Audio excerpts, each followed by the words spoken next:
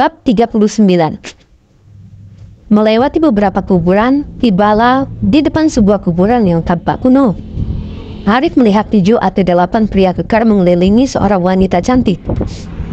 Dia tampak seperti berusia 24 atau 25 tahun. Fitur wajahnya halus, tapi ada ekspresi tegas di wajahnya, menampilkan sosoknya yang tegas. Dia mengenakan pakaian olahraga. Meskipun dia dikelilingi oleh beberapa pria yang tepat ganas, tetapi wanita tersebut tidak menunjukkan kepanikan di wajahnya. "Beraninya kamu ingin membuat kejahatan di kuburan?" teriak wanita cantik itu. "Ya ampun, saat aku dan kakak-kakakku merasa bosan setelah sekian lama tinggal berdiam di perbukitan, berjumpa dengan seorang gadis di sini senang sekali. Ayo kemari temani kami." "Ya ampun, kamu cantik sekali. Ini pertama kalinya aku melihat wanita cantik di dalam dunia nyata.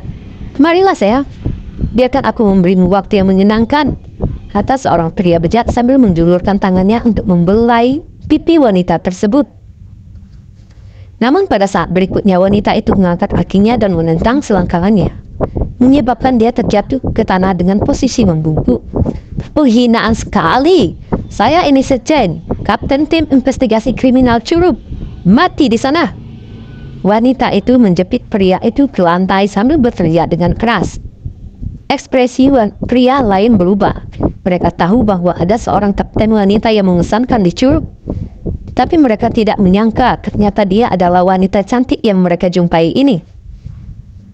Pemimpin pria-pria tersebut adalah seorang pria berjanggut. Setelah dia melihat ke arah yang lain, mereka segera mengambil peralatan mereka dan mengepung Elisa. "Kamu mau melakukan apa?" Ekspresi bingung melintas di mata Elisa. Meskipun dia ahli dalam berperang, orang-orang ini bersenjata. Hal ini membuat dia berada dalam posisi yang tidak menguntungkan. "Bagaimana menurutmu?" Dengan tatapan jahat, pria berjanggut itu menyeringai dingin ke arah Elisa. Dalam situasi seperti ini, dia dalam posisi kesulitan. Keadaan ini membuatnya bertekad untuk berjuang sampai akhir. Mata semua orang bersinar jahat saat mereka menyerang Elisa.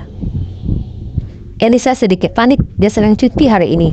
Tetapi tanpa sengaja dia bertemu dengan segerombolan pria ini dan tampak sedang merencanakan sesuatu. Karena curiga, dia membuntuti mereka tanpa banyak persiapan. Dia tidak pernah mengira mereka akan menjadi penjara kuburan. Namun sebagai kapten tim investigasi kriminal, Elisa juga tidak mudah menghadapinya. Meski tidak bersenjata, dia berhasil menghajar 4 pria. Meski begitu, ternyata terlalu sulit baginya untuk mengalahkan semua pria yang tersisa sendirian. Pria berjanggut itu menyergapnya di saat dia lengah dan mengikatnya. "Hahaha, memang kenapa jika Anda kaptennya? Kamu sekarang ditahan olehku." Pria berjanggut itu mengangkat dagu Elisa dengan gembira melihat wajah cantiknya. Tatapan serakah muncul di wajahnya, di matanya. "Sayang, tunggu kami di sini dengan patuh. Setelah kami selesai menjara kuburan, akan tiba giliran kami untuk bersamamu." Sambil terkekeh, pria berjanggut itu berdiri dan melambaikan tangannya, memberi isyarat agar yang lain mengikutinya. "Kamu sedikit jalan, aku akan memberimu pelajaran yang bagus nanti." Orang-orang yang dipukuli Elisa berdiri dari tanah dan menatapnya dengan penuh amarah. Tak satu pun dari kalian akan lolos tanpa hukuman." Meski Elisa panik, dia tetap terdengar galak. Saat dia melihat orang-orang itu mulai menggali kuburan, Elisa menjadi sangat khawatir. Karena dia terikat, dia bahkan tidak bisa meminta bantuan. Saat dia tidak tahu harus berbuat apa, dia tiba-tiba melihat Arif berjalan mendekat ke arah mereka. Matanya berbinar saat dia menatap Arif dengan penuh harapan. Namun karena dia takut memperingatkan para penjara, maka dia tetap diam. Sebaliknya dia terus mengedipkan mata pada Arif. Setelah melirik Elisa, Arif mengalihkan pandangannya ke arah kuburan. "Wah, apa ini? Kita telah mendapatkan emas. Ini adalah kuburan dari zaman Renaissance. Paspor selain ini kemungkinan besar berasal dari zaman awal Renaissance atau bahkan lebih awal." Sorakan para penjara kuburan terdengar dari dalam kubur.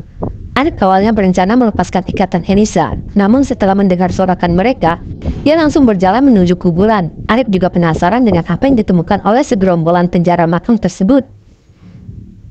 Ekspresi Elisa berubah drastis. Dia tidak menyangka Arif juga akan pergi di kuburan tersebut.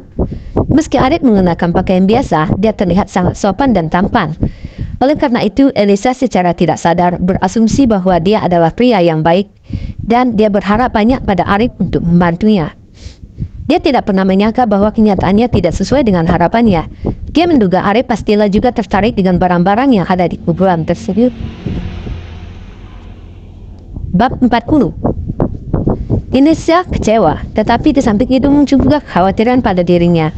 Meski begitu, ketika dia melihat Arif berjalan menuju kuburan, dia tiba-tiba berpikir bahwa ini mungkin saja bukan hal yang buruk seperti yang ada dalam pikirannya.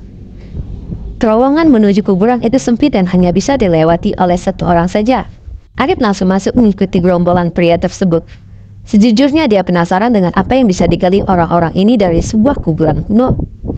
Saat itu, seorang pria berjanggut dan beberapa pria berjalan keluar sambil membawa vas porselen berlumpur dan kotak hitam. Dia terkejut begitu melihat Arif. "Siapa kamu?" Mereka terkejut dan bertanya untuk mengidentifikasi Arif. Jika hanya ada Arif di sana, mereka tidak akan merasa terganggu. Namun yang membuat mereka khawatir adalah mereka telah memasuki kuburan, tidak meninggalkan seorang pun di luar yang berjaga. Oleh karena itu, mereka tidak tahu apa yang terjadi di luar sana. Jika ada orang yang siap menunggu mereka di luar sana, maka kemungkinan mereka bisa keluar dengan selamat dipertanyakan. "Berikan itu padaku." Arif menatap mereka dengan dingin lalu berkata kepada mereka, "Persetan denganmu. Apakah kamu mencoba untuk mencari mati?" Ketika seorang penjara kuburan mendengarnya, dia langsung marah dan mencoba memukul Arif dengan skopnya. Mencemooh dengan dingin, Arif memiringkan kepalanya ke samping. Kemudian Arif merebut skop dari tangan pria itu. Lalu skop itu dia hantamkan ke kepala pria tersebut. Gedebuk! Pria itu merasakan telinganya berdenging saat dia bergoyang dan segera terjatuh ke tanah. Keadaannya entah masih hidup atau sudah mati. "Brengsek! Bunuh dia dulu!" teriak pria berjanggut itu dengan marah. Setelah meletakkan vas porselen dan kotak hitamnya, dia menerkam Arif. Tapi saat berikutnya, Arif membanting skop ke kepalanya. Dia juga terhuyung-huyung sebelum jatuh ke tanah. Pria yang lain mulai mundur karena ketakutan melihat apa yang terjadi. Namun, karena Arif sudah memulai serangannya, dia tidak berencana membiarkan mereka lolos. Dia akan menghabisi mereka semua.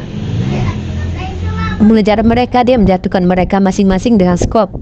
Segera, kedelapan dari mereka jatuh ke tanah. Melirik para penjara makam yang pingsan, Arif melemparkan skop samping dan berjalan menuju vas porselen dan kotak hitam yang tergeletak di tanah. Setelah melihat vas itu sebentar, dia mengalihkan pandangannya ke kotak hitam tersebut. Meski kotaknya sangat compang-camping dan tampak lusuh, namun ada aura kuno yang terpancar dari dalamnya. Ada ukiran di atasnya, tapi sudah lama tercoreng dan sudah tidak begitu jelas. Ketika Arif membuka kotak itu karena penasaran, dia langsung terpana. Ada sebuah buku kuno di dalamnya. Pada sampul buku kuno tersebut terdapat sederet tulisan. Arif membaca tulisan tersebut. 9 guluhan surga. Sambil mengeluarkan buku itu perlahan-lahan, dia membuka halaman pertama dan melihat kata-kata. Jalan bumi mencakup segalanya dan maha kuasa. Tubuh manusia adalah mikrokosmos langit dan bumi. Hanya dengan mengabdikan pikiran Anda pada daya tarik dunia, Anda dapat menemukan dunia baru yang lebih nyata. Membolak-balik halaman, kilatan kegembiraan melintas di matanya. 9 guluhan surga memang mencakup segalanya. Ini mencakup ramalan pagan, geomansi, alkimia, bentuk pengobatan kuno, bahkan metafisika. Nah, ini betul-betul layak disebut harta karun. Bersemangat, Arif menyimpan buku kuno itu sebelum masuk ke dalam kuburan untuk mencari-cari jika masih ada harta karun yang tersisa. Setelah mencari-cari tetapi tidak menemukan sesuatu yang berguna, dia pun akhirnya memutuskan untuk keluar dari terowongan kuburan tersebut. Saat Kenisa melihat Arif muncul, dia mulai khawatir. Tidak yakin apakah dia telah tergoda oleh harta karun di dalamnya. Apa yang akan kamu lakukan? Saat Arif berjalan ke arahnya, Kenisa mulai panik. Dia tidak tahu apa yang akan dilakukan dari tatapan acuh tak acuhnya. Di bawah ekspresi bingung Elisa, Arif melepaskan ikatan tali di sekelilingnya tanpa suara. Saya telah membuat mereka pingsan, jadi mereka mungkin tidak akan bangun selama 1 jam atau lebih. Anda bisa menyelesaikan sisanya. Semua terserah Anda. Selesai berbicara, Arif mulai berjalan ke arah di mana Lin berada. Hei, siapa namamu? Terima kasih untuk hari ini. Merasa lega, Elisa berteriak kepada Arif. Namun Arif tidak menanggapinya dan segera menghilang dari pandangan Elisa. Aneh sekali, tapi dia cukup tampan ya. Gumam Elisa sambil matanya berbinar. Kemudian dia mengeluarkan ponselnya untuk memanggil tim investigasi kriminal untuk membantunya membereskan para penjara kuburan tersebut.